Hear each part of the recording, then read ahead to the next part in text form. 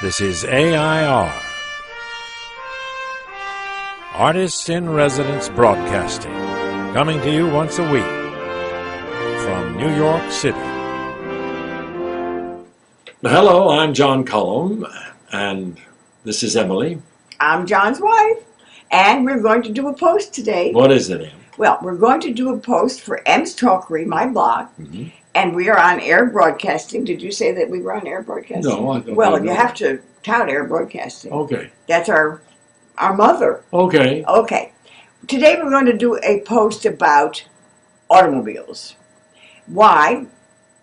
Because I saw a gigantic 4-page ad in one of my magazines, and they were bragging. Automobile businesses was telling us how wonderful they are. Yeah. First of all, they talked about an Edison 2 car that is lighter and going to be less expensive than any car around, and it gets 102 miles per hour. That's pretty good.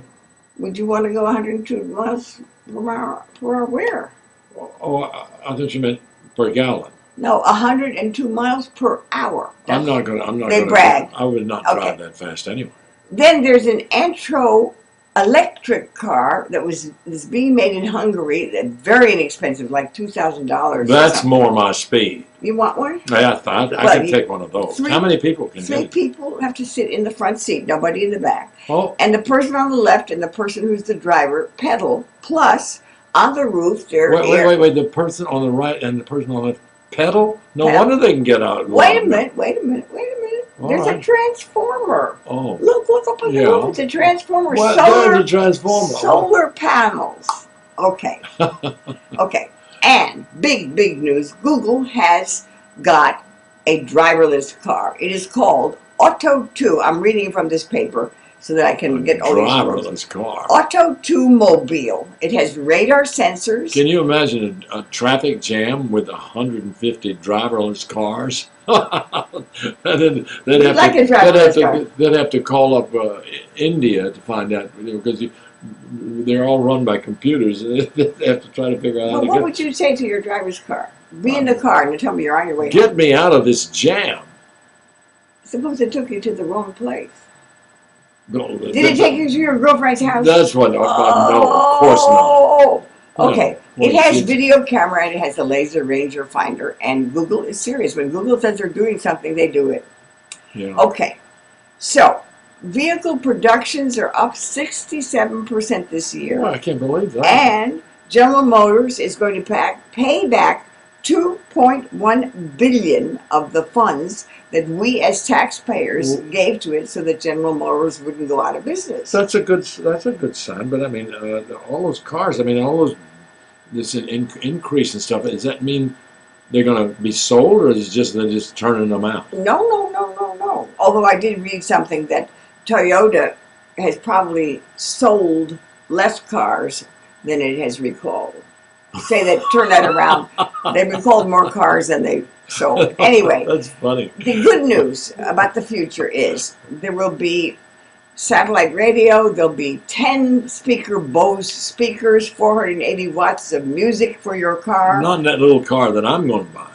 I can't buy that car. Okay. I'll give you more money for a better car. Okay.